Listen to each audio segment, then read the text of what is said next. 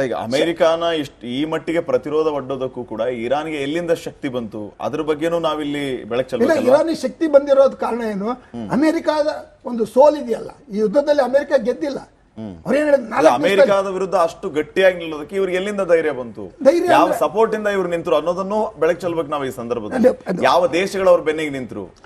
ಪರೋಕ್ಷವಾಗಿ ಒಂದು ರೀತಿಯಲ್ಲಿ ಚೈನಾದಿಂದ ಅವ್ರಿಗೆ ಆಯಿಲ್ ಸಪ್ಲೈ ಆಗ್ತಾ ಇದೆಯಲ್ಲ, ಇವತ್ತು ಅವ್ರದ್ದು ಶಿಪ್ಗಳು ಹೋಗ್ತಾ ಇದೆ, ತೊಂದರೆ ಏನಿಲ್ಲ.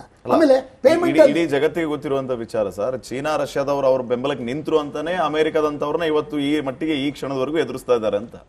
ಅದರಿಂದ ಈಗ ಆಗಿರೋ ನಷ್ಟನ ಅವ್ರು ಚೀನಾದಿಂದಾನೇ ವಸೂಲು ಮಾಡ್ಕೋಬಹುದು ಅಥವಾ ಅದರಿಂದ ಪಡಿಬೇಕು. ಕಾರಣ ಏನು? ಅಲ್ಲಿಗೆ ಆಯಿಲ್ ಅನ್ನು ಸಪ್ಲೈ ಮಾಡಿದ್ರೆ they will not pay in dollars, it will be paid in yuan.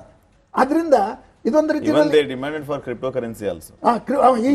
ಈಗ ಅದನ್ನು ಉಪಯೋಗಿಸ್ತಾ ಇದ್ದಾರೆ. ಸೊ ಈ ದೃಷ್ಟಿಯಿಂದ ಹೇಳೋದಾದ್ರೆ ಅವರು ಈಗ ಸ್ಯಾಂಕ್ಷನ್ಸ್ ಅನ್ನ ವಿತ್ಡ್ರಾ ಮಾಡಿ ಅಂತ ಅಮೆರಿಕಕ್ಕೆ. ಸ್ಯಾಂಕ್ಷನ್ಸ್ ಇವಾಗ 25 ವರ್ಷದಿಂದ ನೀವು ನಮಗೆ ದಿಗ್ಬಂಧನ ಹಾಕಿದಿರಿ, ಅದನ್ನು ತೆಗೆದುಹಾಕಿ ಅಂತ ಹೇಳೋದು. ಆಮೇಲೆ ಸ್ಟೇಟ್ ಆಫ್ ಹೋಮ್ಸ್ ಬಗ್ಗೆ ಲಿಂಗಣ್ಣ ಅವ್ರ ಅಂತಾರಾಷ್ಟ್ರೀಯ ಕಾನೂನು, but nobody care for international law. Is a weak ಲಾ.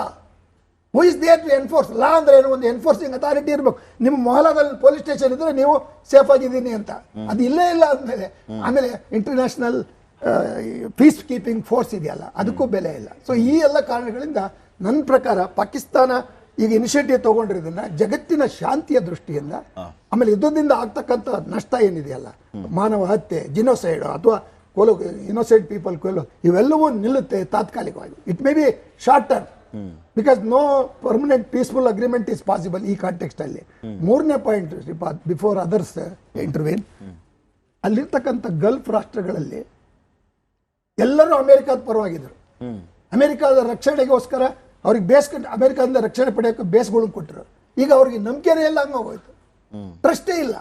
ನಾನು ಇಷ್ಟು ಅಲ್ಲಿರ್ತಕ್ಕಂಥ ರಾಷ್ಟ್ರಗಳು ಆಯಿಲ್ ಮೂಲಕ ಅವ್ರಿಗೆ ವ್ಯಾಪಾರ ಇಟ್ಕೊಂಡು ಅಮೆರಿಕಾದ ರಕ್ಷಣೆ, ಈಗ ಅವ್ರಿಗೂ ಒಂದು ಅವೇರ್ನೆಸ್ ಬಂದಿದೆ, ಏನು ನಾವು ನಮ್ಮ ಸಿದ್ಧತೆಯನ್ನು ಮಾಡ್ಕೊಳ್ಬೇಕು. ಮೂರನೇದಾಗಿ ಯುರೋಪ್ ಆಲ್ಸೋ ಅಮೆರಿಕಾಗೆ ಸಪೋರ್ಟ್ ಮಾಡ್ತಾ ಇಲ್ಲ, ಇಸ್ರೇಲಿಗೆ ಸಪೋರ್ಟ್ ಮಾಡ್ತಾ ಇಲ್ಲ. ಸೊ ಇಸ್ರೇಲಿನ ಹಠಮಾರಿತನದಿಂದ ಈ ನಿಲ್ಲಿಸಬಹುದಾದಂಥ ಯುದ್ಧ ಅಲ್ಲಿ ಆಗಿದೆ. ಆದ್ದರಿಂದ ಇದು ಅಮೆರಿಕಕ್ಕೆ ಪಾಠ ಅಲ್ಲ, ಇಸ್ರೇಲ್ಗೂ ಸಹ ಒಂದು ರೀತಿ ಪಾಠ ಇದೆ. ಏನು, ನೀವು ಸೆಕೆಂಡ್ ಗಾಜಾ ಓಪನ್ ಮಾಡ್ಲಿಕ್ಕೆ ಹೋಗಿದ್ದೀರಿ ಲೆಬನಾನ್ನಲ್ಲಿ.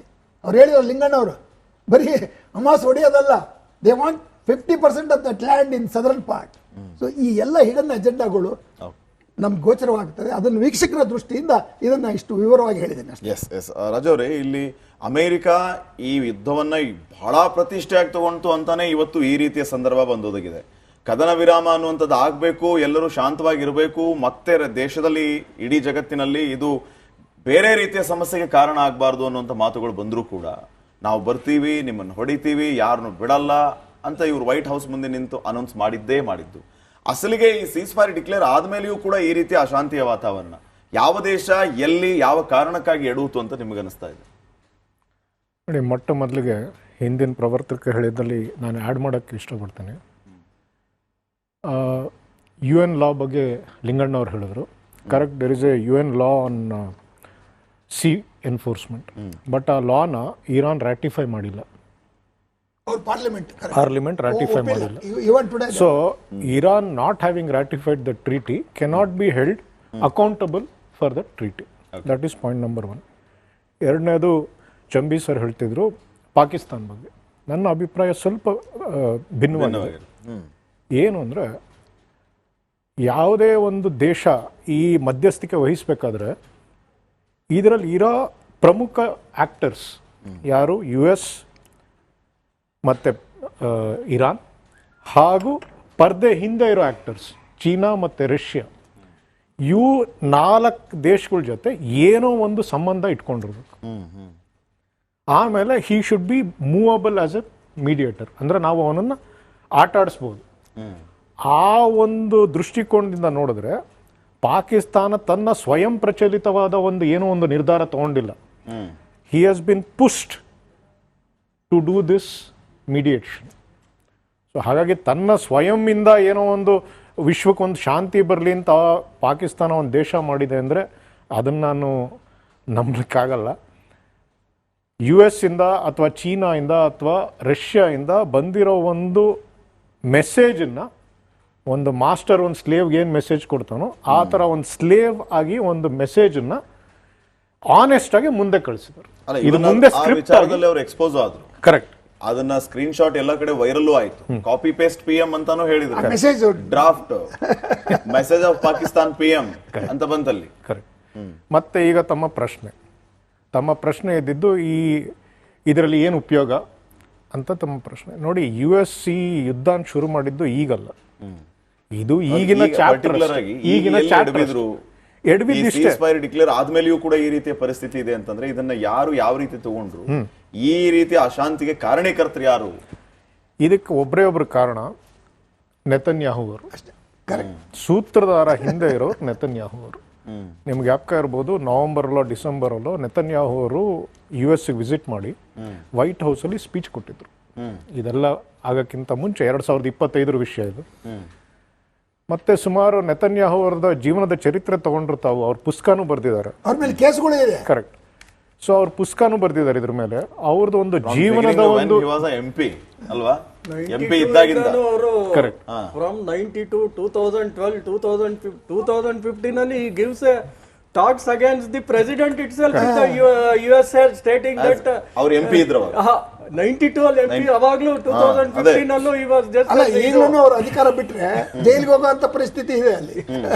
ಸೊ ಅವರ ಒಂದು ಜೀವನದ ಒಂದು ಧ್ಯೇಯ ಹಾಗೆ ಕಾಣುತ್ತೆ, ಇರಾನ್ ಮುಗಿಸಿ ಇಸ್ರೇಲಿನ ಒಂದು ಸಾರ್ವಭೌಮತ್ವವನ್ನು ಮಿಡ್ಲ್ ಈಸ್ಟ್ನಲ್ಲಿ ಎಸ್ಟಾಬ್ಲಿಷ್ ಮಾಡಲಿಕ್ಕೆ.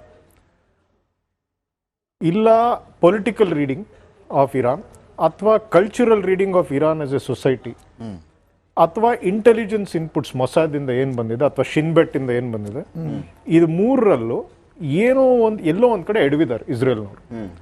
ಹೇಗೆ ಎಡವಿದ್ದಾರೆ ಅಂದರೆ, ಅವ್ರ analytical inputs to the prime minister of Israel and then to the US president ಏನಿತ್ತು ಅಂದರೆ, ಕೊಮೇನಿ ಅವರಿಂದ ಆ ದೇಶ ನಡೀತಾ ಇದೆ, ಅವರನ್ನು ನಾವು ಮುಗಿಸಿದ್ರೆ, ಅಥವಾ ಟಾಪ್ ಲೀಡರ್ಶಿಪ್ನಲ್ಲಿ ಏನು 3-4 ಜನ ಇದ್ದಾರೆ ಅವ್ರನ್ನ ಮುಗಿಸಿದ್ರೆ ಇರಾನ್ನಲ್ಲಿ ಆ ಕ್ಷಮತೆ ಇಲ್ಲ ನಿಂತು ಯುದ್ಧ ಮಾಡಲಿಕ್ಕೆ, ಅವ್ರು ನೆಗೋಷಿಯೇಷನ್ ಟೇಬಲ್ಗೆ ಬರ್ತಾರೆ ಅನ್ನೋ ಒಂದು ಧಾರಣೆ ಇತ್ತು.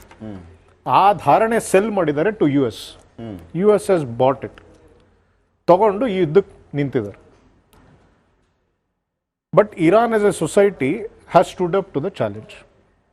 ನೀವು ಚೀನಾ ಮತ್ತು ರಷ್ಯಾ ಹೇಳಿದ್ರಿ, ಅವ್ರು ಏನೇ ಒಂದು ಆಯುಧ ಕೊಟ್ಟರು ಅಥವಾ ಇಂಟೆಲಿಜೆನ್ಸ್ ಕೊಟ್ಟರು ಅಥವಾ ಸ್ಯಾಟಲೈಟ್ ನ್ಯಾವಿಗೇಷನ್ ಸಿಸ್ಟಮ್ಸ್ ಕೊಟ್ಟರು, ಅಲ್ಲಿ ಬಾಂಬ್ಗಳು ಬೀಳ್ಬೇಕಾದ್ರೆ ಒಂದು ಸಮಾಜ ಒಗ್ಗಟ್ಟು ಇಂಥ ಒಂದು ಸೂಪರ್ ಪವರ್ನ ಎದುರಿಸೋದು 33-34 ದಿನ ಅಷ್ಟು ಸುಲಭವಲ್ಲ. ಸೊ ಅದಕ್ಕೆ ನಾವು ಮೆಚ್ಚುಗೆ, ಪುರಾಣಿಕ್ ಸರ್ ಹೇಳಿದಾಗೆ ಅದನ್ನು ನಾವು ಮೆಚ್ಚಲೇಬೇಕು.